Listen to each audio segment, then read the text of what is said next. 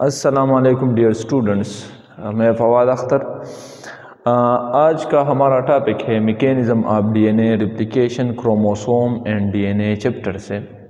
Previous videos इस chapter के available है, आप यूट्यूब के चैनल को विज़िट कर सकते हैं। तो डीएनए रेप्लिकेशन को हम इजीली किस तरह अंडरस्टैंड कर सकते हैं कि इजी भी हो, मेमोराइजेबल भी हो। तो इसके लिए आपको रिक्वायर्ड होंगे कौन से स्टेप में कौन कौन सा फंक्शन या कौन कौन सा मैकेनिज़्म हो रहा है, कौन कौन से स्टेप है उसके, और उसमें कौन कौन से एंजाइम्स इन्वॉल्व है या कौन कौन से इसके रिक्वायरमेंट्स हैं। तो अगर स्टेप वाइज इसको रिक्वायरमेंट के साथ हम स्टडी करें, लिंक करें उसको, तो इसको समझने में आसानी होगी। सबसे पहले मैकेनिज़्म ऑफ डीएनए रिप्लिकेशन को अगर हम देखें तो रिप्लिकेशन किस चीज़ को कहते हैं। फॉर एग्जांपल अगर मैं देख लूँ कि व्हाट इज़ रिप्लिकेशन, तो रिप्लिकेशन वर्ड रिप्रेजेंट करता है, रिप्लिकेशन के माने है रिप्लिका से ये वर्ड निकला है, और रिप्लिका का मतलब है कॉपी, आप लिख सकते हैं कॉपी। तो डीएनए रिप्लिकेशन को अगर हम देखें, ये सेल्फ सिंथेसिस ऑफ डीएनए है, सेल्फ सिंथेसिस ऑफ डीएनए है। और आप कह सकते हैं कि डीएनए एक डीएनए है आपके साथ सेल के अंदर, उसकी कॉपी बनती है इसमें। अब अगर कॉपी बनती है एक डीएनए की तो इसकी रिक्वायरमेंट होगी, तब इसमें डीएनए की कॉपी बनेगी। तो अब अगर हम इसको देखें कि डीएनए रिप्लिकेशन कब होगा, तो अगर हम थोड़ा सा सेल साइकिल को डिस्कस करें, सेल साइकिल को अगर हम डिस्कस करें तो सेल साइकिल में दो पेजेस होते हैं, एक होता है इंटर पेज और दूसरा होता है एम पेज। ये मैं थोड़ा रिकॉल कर देता हूँ, एक होगा इंटर पेज और दूसरा है एम पेज।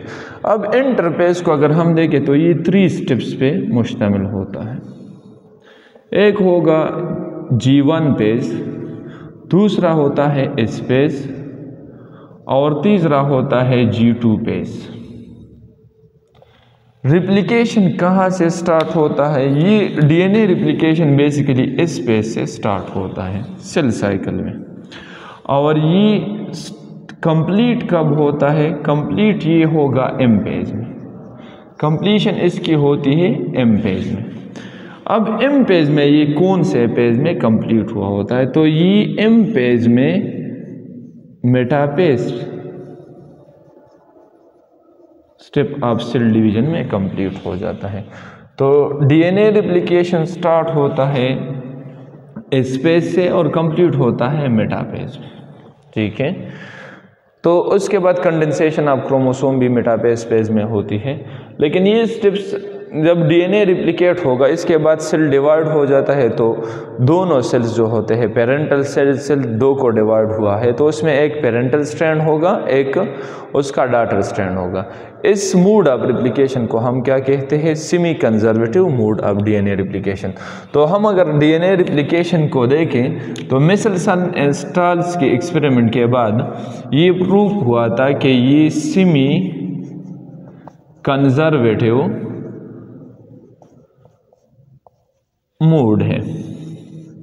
अब सेमी कंजर्वेटिव मोड में क्या होगा? एक होगा पेरेंटल स्ट्रैंड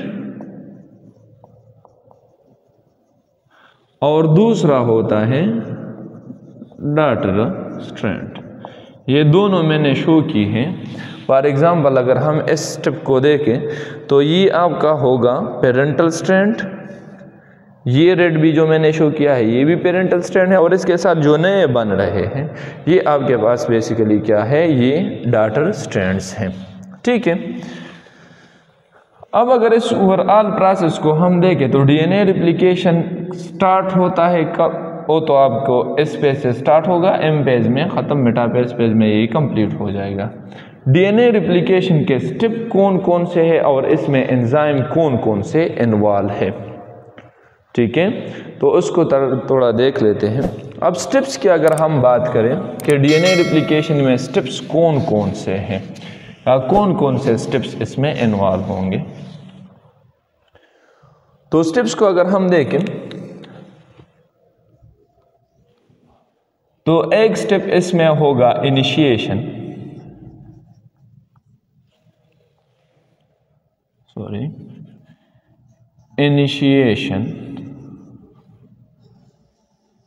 इनिशिएशन और आप कह सकते हैं स्टार्ट। तो अब डीएनए रिप्लिकेशन कब स्टार्ट होगा या कब इनिशिएट होगा? इसके लिए अगर हम डीएनए के स्ट्रक्चर को थोड़ा देख लें तो ये मैंने शो किया है कि डीएनए का स्ट्रक्चर जो है इधर तक मैंने शो किया, ये सुपर ट्विस्टेड स्ट्रक्चर है। सुपर ट्विस्टेड का स्ट्रक्चर ये है कि ये इंतहाई वाइंडेड फॉर्म में है। तो पहले हमने इसको लेडर फॉर्म में लेके आना है या हेलिकल स्ट्रक्चर में लेके आना है। अब डीएनए का ये सुपर ट्विस्टेड स्ट्रक्चर इस फॉर्म में लाने के लिए आपको एंजाइम रिक्वायर्ड होंगे, ताकि पहले ये इस शेप से, ये सुपर वाइड ट्विस्टेड स्ट्रक्चर से कन्वर्ट हो जाए हेलिकल स्ट्रक्चर में, या आप इसको कह सकते हैं लेडर फॉर्म में कन्वर्ट हो जाए, तब इससे रिप्लिकेशन स्टार्ट होती है। तो इसके लिए इनिशिएशन स्टेप को अगर हम देखें, इसमें रिक्वायर्ड जो एंजाइम है आपका वो है डीएनए गायरेज, या आप इसको कहते हैं टोपो आइसोमरेज। अब इस एंजाइम का फंक्शन क्या है? डीएनए गायरेज या टोपो आइसोमरेज एंजाइम का फंक्शन क्या है? तो डीएनए गायरेज या टोपो आइसोमरेज का फंक्शन है production of anti twist, production of anti twist. चूंकि स्ट्रक्चर आपके साथ ट्विस्टेड फॉर्म में है, अगर ये में इस तरह के इसमें इस तरह का ट्विस्ट प्रेजेंट है तो डीएनए गायरेज या टोपो आइसोमरेज इस ट्विस्ट को रिवर्स करेगा। तो जब ये रिवर्स होगा तो ये इस फॉर्म में आ जाएगा। अब फॉर एग्जांपल डीएनए गायरेज ने अपनी एक्टिविटी कर दी तो ये सुपर ट्विस्टेड फॉर्म से कन्वर्ट हो जाएगा हेलिकल फॉर्म में। अब जब हेलिकल फॉर्म में कन्वर्ट हो जाएगा, स्टिल इसमें हाइड्रोजन बॉन्डिंग प्रेजेंट है, ठीक है। क्योंकि हाइड्रोजन बॉन्डिंग इसमें प्रेजेंट है तो ये हाइड्रोजन बॉन्डिंग भी आपने रिमूव करने हैं, क्योंकि जो डीएनए है इसका ये स्ट्रैंड भी रिप्लिकेट होना है और ये स्ट्रैंड भी रिप्लिकेट होना है। अब अगर ये हाइड्रोजन बॉन्डिंग के साथ अटैच है तो ये फिर रिप्लिकेशन स्टिल पॉसिबल नहीं है। तो इन बॉन्ड्स को ब्रेक करने के लिए एंजाइम रिक्वायर्ड होता है, इसका नाम है हेलिकेज। तो इसके बाद जब डीएनए गायरेज अपनी एक्टिविटी परफॉर्म करेगा तो इसके बाद एंजाइम है वो है डीएनए हेलिकेज। डीएनए हेलिकेज का फंक्शन क्या है? डीएनए हेलिकेज रिस्पॉन्सिबल है ब्रेक डाउन, ये रिस्पॉन्सिबल है break down of hydrogen bonding. Hydrogen bonding जो है बिटवीन डीएनए और न्यूक्लियोटाइड, बिटवीन न्यूक्लियोटाइड, न्यूक्लियोटाइड के बीच जो हाइड्रोजन बॉन्डिंग है उसकी ब्रेकडाउन के लिए ये रिस्पॉन्सिबल है। फॉर एग्जांपल एडेनिन है तो ये बॉन्डेड होता है डबल हाइड्रोजन बॉन्ड के थ्रू थायमीन के साथ, और गुआनिन है तो ये ट्रिपल हाइड्रोजन बॉन्ड के थ्रू बॉन्ड होता है डीएनए में साइटोसिन के साथ। अब अगर इसको एक न्यूक्लियोटाइड को मैं कंसिडर करूँ कि ये एडेनिन है, ये गुआनिन है, ये एडेनिन है, ये गुआनिन है, तो इसमें हाइड्रोजन बॉन्डिंग होंगे। ये हाइड्रोजन बॉन्डिंग पहले हमने रिमूव करने हैं, तो ये हाइड्रोजन बॉन्ड हेलिकेज एक्टिविटी के साथ कट ऑफ हो जाएगा। अब जैसे ही ये हाइड्रोजन बॉन्ड की ब्रेकेज होगी तो आपके साथ एक बबल बनेगा। फॉर एग्जांपल अगर मैं इसको कंसिडर करूँ कि ये डीएनए का एक लेडर है और ये कनेक्टेड है और उसकी कनेक्शन म्यूचुअल ख़त्म हो गई तो ये इस तरह का स्ट्रक्चर बनाएगा, ये जो मैंने शो किया है। फॉर एग्जांपल ये हेलिकल में कन्वर्ट हुआ था, हेलिकेज एंजाइम को मैंने मेंशन किया है, ये हेलिकेज एंजाइम की वजह से ये ग्रीन मैंने हाइड्रोजन बॉन्डिंग शो की है। हेलिकेज एंजाइम ने ये हाइड्रोजन बॉन्डिंग क्या कर दी, ब्रेक डाउन इसकी की, तो इसमें एक बबल सा स्ट्रक्चर बनेगा। तो डीएनए हेलिकेज या हेलिकेज एंजाइम के बेस पे सर ये है हेलिकेज एंजाइम, तो हेलिकेज एंजाइम के बेस पे ये हाइड्रोजन बॉन्ड की ब्रेक डाउन होगी और हेलिकेज की सेकेंडरी फंक्शन की वजह से जैसे हाइड्रोजन बॉन्ड ब्रेक हो जाएंगे तो आपके पास क्या बनेगा, रिप्लिकेशन बबल बन जाएगा। अब जैसे ही रिप्लिकेशन बबल बनेगा स्टिल एक इशू एग्जिस्ट करती है। फॉर एग्जाम्पल इनिशिएशन स्टार्ट है, रिप्लिकेशन बबल भी बन रहा है। रिप्लिकेशन बबल को अगर मैं इस तरह डिवाइड करूँ तो इसको कंफ्यूज ना करे कि रिप्लिकेशन बबल कौन सा है और रिप्लिकेशन फॉर्क में डिफरेंस क्या है। अगर ये रिप्लिकेशन बबल को मैं इस तरह एक फर्जी लाइन ड्रा कर देता हूँ इसको ऊपर, तो इससे अगर आप नीचे स्ट्रक्चर को देखें ये भी ट्यूनिंग फोर्क की तरह नजर आएंगे, ट्यूनिंग फोर्क, और अगर ऊपर स्ट्रक्चर को भी देखें तो ये भी ट्यूनिंग फोर्क की तरह नजर आते हैं। तो इसको अगर नीचे कंसिडर करें या ऊपर, इसको हम क्या कहेंगे, रिप्लिकेशन फोर्क, ठीक है। लेकिन जब हाइड्रोजन बॉन्ड की इशू क्या है, हाइड्रोजन बॉन्ड ब्रेक होगा, तो चूंकि ये बेसिस कंप्लीमेंट्री थे, इधर मैंने लिखा है एडेनिन बॉन्ड होता है थाइमीन के साथ और गुआनिन बॉन्डेड होता है साइटोसिन के साथ, तो इसका मतलब है कि ये कंप्लीमेंट्रिटी है इन न्यूक्लियोटाइड, तो ये दोबारा रीजॉइन हो सकते हैं।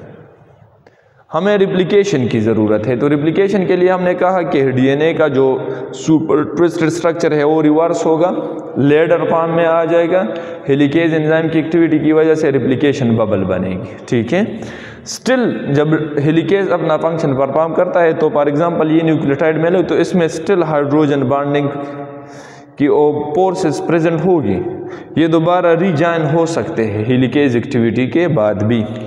अब हेलिकेज एक्टिविटी के बाद हमने इसको रीजॉइन होने से बचाना है, तो इसके लिए रिप्लिकेशन बबल बनेगा हेलिकेज एंजाइम की वजह से। अब इन दोनों स्ट्रैंड्स को सेपरेट रखने के लिए हमें रिक्वायर्ड क्या है, वो है, इसको कहते हैं SSBP, या आप कह सकते हैं सिंगल स्ट्रैंड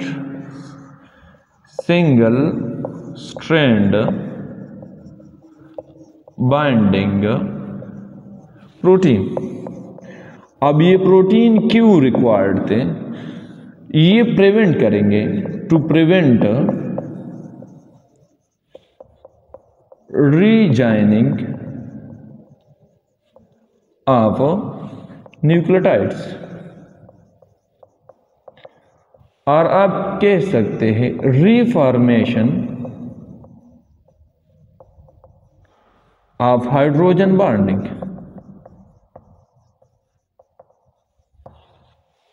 इसको प्रिवेंट करने के लिए आपको रिक्वायर्ड होता है सिंगल सेल बाइंडेड प्रोटीन। अब मैंने कहा था कि इस स्टेप्स को समझने के लिए आपको एंजाइम्स याद रखने चाहिए। फॉर एग्जांपल ये 5 एंजाइम थे और प्रोटीन के साथ, एंजाइम और प्रोटीन है, तो डीएनए गायरेज की एक्टिविटी ख़त्म हो गई, हेलिकेज को हमने डिस्कस किया, रिप्लिकेशन बबल कैसे बनता है, सिंगल स्ट्रैंड बाइंडिंग प्रोटीन जैसे ही बाइंड होगा तो इसका मतलब है आपका इनिशिएशन स्टार्ट हुआ है। अब कंटिन्यूसली ये सारे प्रोसेस इनिशिएशन के जो होंगे ये एक पर्टिकुलर साइट पे क्रोमोसोम में प्रेजेंट होता है, और उस पर्टिकुलर साइट को हम क्या कहते हैं, ओरिजिन ऑफ रिप्लिकेशन। तो जैसे ही इनिशिएशन या DNA replication origin of replication तक पहुंच जाएगा, तो इसका मतलब है कि इसके बाद आपके डीएनए रिप्लिकेशन का दूसरा स्टेप आता है, और वो है पॉलीमराइजेशन और एक्सटेंशन। तो पॉलीमराइजेशन में आपके साथ रिक्वायर्ड है प्राइमर, डीएनटीपीज और डीएनए पॉलीमरेज। ये तीनों चीज़ें, इन तीनों चीज़ों की एक्टिविटी और को याद कर लें, तो इसके बेस पे आप पॉलीमराइजेशन को आसानी से अंडरस्टैंड कर सकते हैं। तो आते हैं सेकंड स्टेप पे कि पॉलीमराइजेशन में क्या क्या होता है।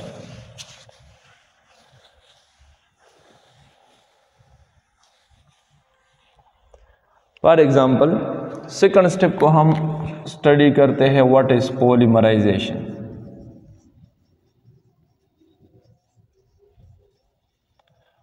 तो अगर हम पॉलीमर या पॉलीमराइजेशन का मतलब क्या है, वर्ड पॉलीमराइजेशन का मतलब है फॉर्मेशन ऑफ पॉलीमर। अब यह बात किस की हो रही है, डीएनए के, तो डीएनए का पॉलीमर बनाना। तो डीएनए का पॉलीमर मतलब यह है कि एक सिंपल सी चीज़ अटैच है, आप उसको एक्सटेंड कर रहे हैं। तो इधर पॉलीमराइजेशन का मतलब क्या होगा, एडिशन ऑफ न्यूक्लियोटाइड। तो एडिशन ऑफ न्यूक्लियोटाइड, तो इसको मैं स्पेसिफिक करता हूं, एडिशन ऑफ न्यूक्लियोटाइड किस में होगी, न्यूली फॉर्मिंग स्ट्रैंड में एडिशन ऑफ न्यूक्लियोटाइड होगी, उसको हम क्या कहेंगे? पॉलीमराइजेशन। अब पॉलीमराइजेशन में रिक्वायर्ड चीजें क्या क्या है? एक आपको रिक्वायर्ड है प्राइमर। प्राइमर बेसिकली ये शॉर्ट सीक्वेंस ऑफ न्यूक्लियोटाइड होता है। न्यूक्लियोटाइड का जो शॉर्ट सीक्वेंस है उसको हम क्या कहते हैं? प्राइमर। अब प्राइमर की नीड क्यों है या प्राइमर रिक्वायर्ड क्यों है? तो ये एक बात जहन, ये थोड़ा टेक्निकल है, जहन में इसको याद रख लें कि प्राइमर की रिक्वायरमेंट क्यों है। बेसिकली ये तो शॉर्ट सीक्वेंस ऑफ न्यूक्लियोटाइड है और मोस्टली इसमें जो न्यूक्लियोटाइड होते हैं तो ये आरएनए बेस होते हैं। फॉर एग्जांपल इसमें थाइमीन की जगह यूरासिल होगा। तो प्राइमर को अगर हम देखें, शॉर्ट सीक्वेंस ऑफ न्यूक्लियोटाइड है, लेकिन इसकी रिक्वायरमेंट क्यों ज़रूरी है? Why primer is required? तो एक बात जहन में याद रख लें, इसकी रिक्वायरमेंट इसलिए ज़रूरी है कि डीएनए पॉलीमरेज आपके साथ, डीएनए पॉलीमरेज ये प्रिंसिपल एंजाइम है। डीएनए पॉलीमरेज जो है ये प्रिंसिपल एंजाइम है डीएनए रिप्लिकेशन के लिए। और डीएनए पॉलीमरेज की अगर मैकेनिज्म ऑफ एक्शन को हम देखें तो ये रीडिंग किस बेस पे करता है? How it read DNA sequence. तो इसकी जो रीडिंग है ये होगी 3 to 5 डायरेक्शन में। ये कौन से डायरेक्शन में रीडिंग करता है? 3 to 5 डायरेक्शन में। और सिंथेसिस किस डायरेक्शन में करता है? सिंथेसिस या आप कह सकते हैं पॉलीमराइजेशन। पॉलीमराइजेशन की डायरेक्शन इसकी है 5 to 3 डायरेक्शन। इसमें ये सिंथेसिस करता है या पॉलीमराइजेशन करता है। अब रीडिंग स्ट्रैंड का तो कोई मसला नहीं है, क्योंकि रीडिंग स्ट्रैंड का मसला इसलिए नहीं, ऑलरेडी आपके साथ डीएनए अवेलेबल है, उसमें 3 to 5 एंड अवेलेबल है। लेकिन सिंथेसिस को अगर हम देखें तो ये 5 to 3 डायरेक्शन में है। और ये 5 to 3 डायरेक्शन की एक्टिविटी कौन से स्ट्रैंड में होगी? जो न्यूली ग्रोइंग स्ट्रैंड है, क्योंकि मैंने कहा पॉलीमराइजेशन में क्या बनेगा? Newly growing strand. तो बेसिकली इस सिंथेसिस के बेस पे, इस सिंथेसिस को अगर हम देखें तो इसके लिए प्राइमर्स रिक्वायर्ड होंगे, क्योंकि अगर एक प्राइमर लगा है तो मैंने ये शो किया है। फॉर एग्जांपल ये स्ट्रैंड ऑफ डीएनए था, ठीक है, तो ये स्ट्रैंड ऑफ डीएनए इधर से मैंने शो किया कि ये 5 to 3 डायरेक्शन में है, ठीक है। इसी तरह ये ग्रोइंग जो न्यू स्ट्रैंड है यहाँ प्राइमर रिक्वायर्ड है। तो प्राइमर क्यों रिक्वायर्ड है? ताकि आपके साथ 3 एंड ये अवेलेबल हो। इसको अवेलेबल बनाने के लिए, इसकी अवेलेबिलिटी के लिए आपको क्या रिक्वायर्ड है? प्राइमर रिक्वायर्ड है। अब अगर प्राइमर 5 to 3 डायरेक्शन में है तो 3 एंड आपका इधर अवेलेबल होगा, तो उधर पॉलीमरेज बाइंड होगा, ठीक है। और पॉलीमरेज जब बाइंड होगा तो इसके बाद एडिशन ऑफ न्यूक्लियोटाइड होगी। तो देखते हैं, ये रिक्वायरमेंट थी प्राइमर की। अब डीएनए पॉलीमरेज को थोड़ा सा डिस्कस कर देते हैं। डीएनए पॉलीमरेज को अगर हम देखें तो DNA polymerase basically class of enzyme है। इसमें 3 एंजाइम्स है। एक है डीएनए पॉलीमरेज 1,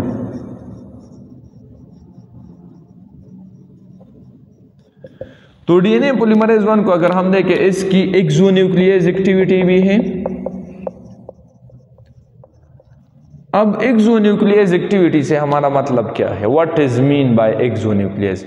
इसको समझने के लिए एक EX को सिर्फ कंसिडर करें, एक्साइज, रिमूव करना। तो इसकी एक एक्टिविटी क्या होगी? रिमूवल ऑफ न्यूक्लियोटाइड होगी। ये क्या करेगा? Removal of nucleotide. उसको बाद में डिस्कस करते हैं कौन से न्यूक्लियोटाइड को ये रिमूव करता है, ठीक है। दूसरा एंजाइम है DNA polymerase 2। DNA polymerase 2 DNA polymerase 2 की एक्टिविटी क्या है? इसकी एक्टिविटी है, ये है रिक्वायर्ड आपके साथ रिपेयर में। रिपेयर में ये किस तरह रिक्वायर्ड है?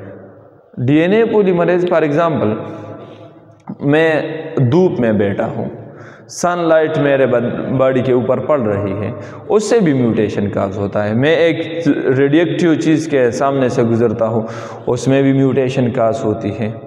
तो जो यूनिवर्सली जो नॉर्मल आप में म्यूटेशन हो रहे हैं नॉर्मल कंडीशन में, उसको रिपेयर करना या रिवर्स करने के लिए जो एंजाइम रिक्वायर्ड है वो है डीएनए पॉलीमरेज 2। या तो ये एंजाइम बेसिकली रिपेयर मैकेनिज्म में इन्वॉल्व है। इसके बाद आता है आपका एंजाइम डीएनए पॉलीमरेज 3। तो ये वही एंजाइम है जो रोल प्ले करता है पॉलीमराइजेशन में, या आप कह सकते हैं कि ये एंजाइम रोल प्ले करेगा सिंथेसिस ऑफ न्यू स्ट्रैंड में। तो इस स्टेप को थोड़ा सा डायग्रामेटिकली समझ लेते हैं। इधर तक डीएनए की अनवाइंडिंग हो गई, ओरिजिन ऑफ रिप्लिकेशन या रिप्लिकेशन फोर्क बने। तो ये मैंने 2 शो किया है क्योंकि यूकैरियोटिक जीनोम बहुत ज़्यादा बड़ा है, तो उसमें ओरिजिन ऑफ रिप्लिकेशन मुख्तलिफ पॉइंट पे स्टार्ट होता है। ये इस तरह नहीं है कि फॉर एग्जांपल एक एंड से ओरिजिन ऑफ रिप्लिकेशन या रिप्लिकेशन बबल होगा और दूसरे एंड पे ख़त्म हो जाएगा। मुख्तलिफ पॉइंट्स पे ओरिजिन ऑफ रिप्लिकेशन या रिप्लिकेशन बबल बनते हैं, ठीक है। अब अगर इसको हमने देखे हेलिकेज की एक्टिविटी हो गई तो ये स्ट्रैंड सेपरेट हो जाएंगे। ये रेड मैंने शो किए हैं सिंगल स्ट्रैंड बाइंडिंग प्रोटीन के। इसके बाद आ जाएगा आपके साथ अटैच होगा प्राइमर। तो प्राइमर अटैच है 5 to 3' डायरेक्शन में, 3' एंड आपके साथ अवेलेबल होगा, उधर पॉलीमरेज बाइंड होगा। अब चूंकि सिंथेसिस की बात हो रही है तो पॉलीमरेज 3 सिंथेसिस में रोल प्ले करता है, ठीक है। तो जैसे ही पॉलीमरेज 3 या आप जर्नली कह सकते हैं पॉलीमरेज अटैच होगा, तो एनटीपीज मैंने जर्नल टर्म लिखा है। इसका मतलब है एटीपी, सीटीपी, जीटीपी और टीटीपी। तो जो डीएनए के न्यूक्लियोटाइड है वो कंटिन्यूसली पॉलीमरेज में एंटर होंगे और वो लगते जाएंगे, और इसी बेस पे डीएनए का जो ग्रोइंग स्ट्रैंड है वो एलांगेट होगा। अब बात क्या है, हमने इधर बात की कि प्राइमर रिक्वायर्ड है अवेलेबिलिटी ऑफ 5 to 3' एंड के लिए। फॉर एग्जांपल 3' एंड अवेलेबल करने के लिए आपको प्राइमर रिक्वायर्ड है। इस साइड पे मसला नहीं है। इस साइड पे ये है कि फॉर एग्जांपल हेलिकेज मूव हो रहा है, ये हेलिकेज है, ये इस तरह मूव होगा, तो आपके साथ कंटिन्यूस ये स्ट्रैंड जो है, एक प्राइमर अटैच है, उसके बाद पॉलीमराइजेशन कंटिन्यूस होगी। इस बेस पे हम इस स्ट्रैंड को, ये जो स्ट्रैंड है इसको हम कहते हैं लीडिंग स्ट्रैंड। लीडिंग स्ट्रैंड क्यों इसको हम कहते हैं? फॉर एग्जांपल हेलिकेज मूव हो रहा है और ये प्राइमर उसको फॉलो कर रहा है, तो उसका जो स्ट्रैंड है, डीएनए का जो स्ट्रैंड है, वो इसका लीडर बन जाएगा और ये उसको फॉलो करेगा, ठीक है। तो लीडिंग स्ट्रैंड, ये लीडिंग स्ट्रैंड है, ठीक है। अगर दूसरी तरफ हम देखें तो इस साइड पे कौन सा एंड अवेलेबल है? 5। इस साइड वाला कौन सा है? 3। रीडिंग स्ट्रैंड का तो मसला नहीं है, फॉर एग्जांपल 3 to 5 इधर भी अवेलेबल है। अब इधर डिसकंटिन्यूस रिप्लिकेशन होती है, तो इधर डिसकंटिन्यूस रिप्लिकेशन क्यों होगी?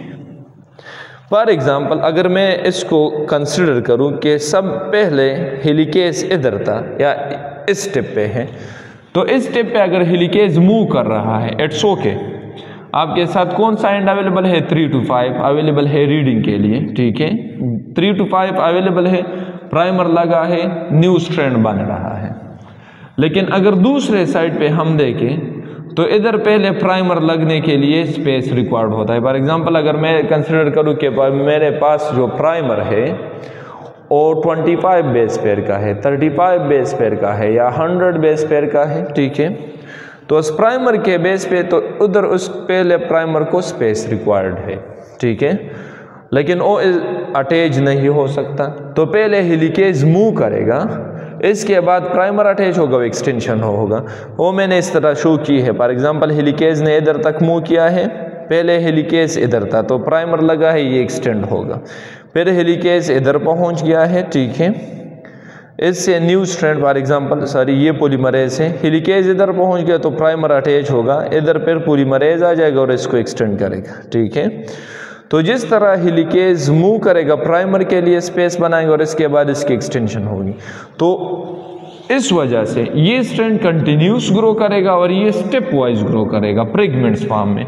तो इस स्ट्रैंड को इस वजह से हम नाम देते हैं लेजिंग स्ट्रैंड, और इसका मतलब है लेफ्ट बिहाइंड। तो ये स्ट्रैंड रिप्लिकेशन में लेग करेगा, लेफ्ट बिहाइंड होगा, तो इस बेस पे हम इसको लेजिंग स्ट्रैंड कहेंगे।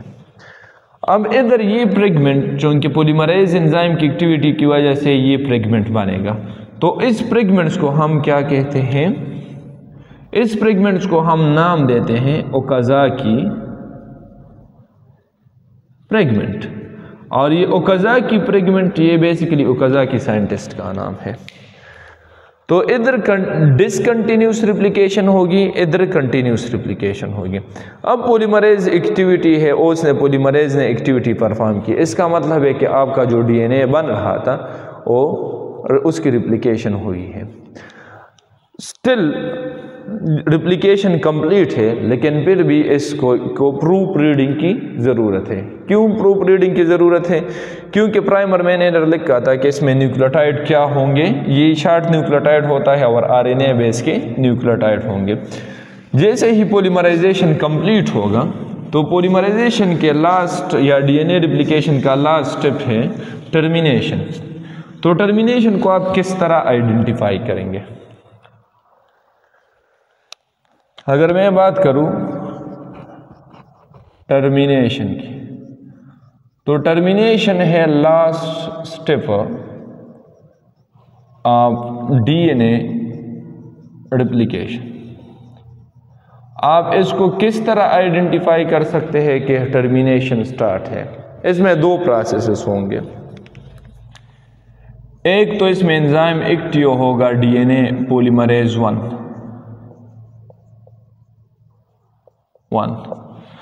और ये कौन सा फंक्शन परफॉर्म करेगा? एक्सोन्यूक्लियेज एक्टिविटी परफॉर्म करेगा।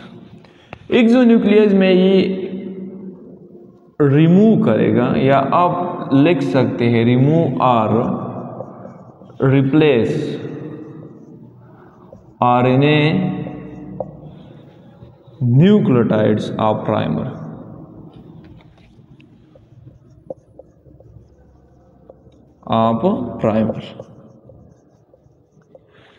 तो आप ये कह सकते हैं जो प्राइमर का नेचर था, ये आरएनए वाला नेचर था, ये कन्वर्ट हुआ है डीएनए में। तो एक तो इसमें ये एक्टिविटी स्टार्ट होगी, जिससे टर्मिनेशन स्टार्ट होगा तो एक्सोन्यूक्लियेज एक्टिविटी परफॉर्म करेगा डीएनए पॉलीमरेज 1। ठीक है, इसके साथ साथ फॉर एग्जांपल प्राइमर था, इसमें न्यूक्लियोटाइड थे। मैं फॉर एग्जांपल इसको कंसिडर करता हूं कि ये आरएनए का न्यूक्लियोटाइड लगा है, इसको इस तरह कंसिडर करते हैं कि ये इसमें आरएनए का न्यूक्लियोटाइड था। इसी तरह ये वाला न्यूक्लियोटाइड फॉर एग्जांपल ये आरएनए का था। आरएनए के न्यूक्लियोटाइड से हमारा मतलब है थाइमीन लगा था। ठीक है, तो डीएनए पॉलीमरेज 1 फॉर एग्जांपल इधर अटैच हो जाएगा। तो जैसे डीएनए पॉलीमरेज 1 इधर अटैच होगा तो ये इस न्यूक्लियोटाइड को रिप्लेस करेगा। कौन से न्यूक्लियोटाइड से? थाइमीन से। जैसे ये थाइमीन से इसको रिप्लेस करेगा, ये कौन सा मैकेनिज्म है? इसको हम कहते हैं एक्सोन्यूक्लियेज एक्टिविटी, जो परफॉर्म करता है डीएनए पॉलीमरेज 1। ठीक है, दूसरा कौन सा एंजाइम इसमें वर्क करता है? तो दूसरा एंजाइम जो है वो है डीएनए लाइगेज। और डीएनए लाइगेज की अगर हम बात करें तो डीएनए लाइगेज को दूसरा नाम कहते हैं मॉलिक्यूलर ग्लू भी इसको कहते हैं। तो डीएनए लाइगेज को अगर हम देखें, इसका क्या फंक्शन है? ये जो गैप्स हैं बिटवीन एडजेसेंट न्यूक्लियोटाइड्स, उसमें क्या करेगा, उसमें फास्फोडाइईस्टर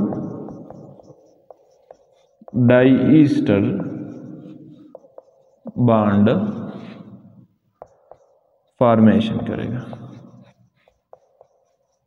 ठीक है, फॉर एग्जांपल इधर तक रिप्लिकेशन हुई थी, डिसकंटिन्यूस फॉर्म में हुई थी, तो इधर ये जो गैप है, फॉर एग्जांपल इधर न्यूक्लियोटाइड लगा दिया, तो इधर जो बॉन्ड बनेगा इन दोनों के दरमियान फास्फोडाइईस्टर बॉन्ड फॉर्मेशन, ये किस चीज़ का फंक्शन है, ये है फंक्शन है डीएनए लाइगेज का। तो ये दो फंक्शन जब परफॉर्म होंगे तो आपके साथ क्या बनेगा, न्यू डीएनए बनेगा। अब अगर न्यू डीएनए को हम देखें तो अगर हम इसको कंसिडर करें कि ये फॉर एग्जांपल पेरेंटल डीएनए था, इसमें डीएनए रिप्लिकेशन स्टार्ट हुई थी, ये मैंने प्राइमर अटैच किए, ठीक है। तो एक साइड पे चूंकि डीएनए रिप्लिकेशन कंटिन्यूस है तो ये इस तरह कंटिन्यूस होगी, और दूसरे स्ट्रैंड पे डिसकंटिन्यूस फॉर्म में है तो ये इस तरह होगी। लेकिन बहरहाल प्रूफ रीडिंग मैकेनिज्म के बाद, इसको प्रूफ रीडिंग मैकेनिज्म भी कहते हैं, तो प्रूफ रीडिंग मैकेनिज्म के बाद ये डीएनए फॉर एग्जांपल ये आपके साथ पेरेंटल होंगे, ये पेरेंटल डीएनए है, और ये उसके साथ डॉटर डीएनए बने हैं। अब एक है पेरेंटल, दूसरा है डॉटर, पेरेंटल डॉटर। इस मोड ऑफ रेप्लिकेशन को हम क्या कहते हैं, semi conservative mode of replication. ठीक है, तो ये ओवरऑल जैसे ही टर्मिनेशन स्टेप होगा तो डीएनए की इसके बाद प्रूफ रीडिंग होगी, प्रूफ रीडिंग के बाद डीएनए जो लास्ट में बनेगा उसको हम क्या कहते हैं, इस मोड को हम क्या कहते हैं, semi conservative mode of DNA replication. और इसमें जो डीएनए बनता है, जो रिप्लिकेट होता है, वो एक पेरेंटल स्ट्रैंड पे होगा, एक डॉटर स्ट्रैंड पे। ठीक है, तो उसको थोड़ा सा मैं समराइज करता हूँ आपकी आसानी के लिए कि डीएनए रिप्लिकेशन क्या है। डीएनए रिप्लिकेशन है डीएनए का अपने आप से कॉपी निकालना या डीएनए की कॉपी बनना, ये क्या है, डीएनए रिप्लिकेशन है। स्टार्ट कौन से पेज में होता है, इस पेज में, इस पेज ऑफ सेल साइकिल।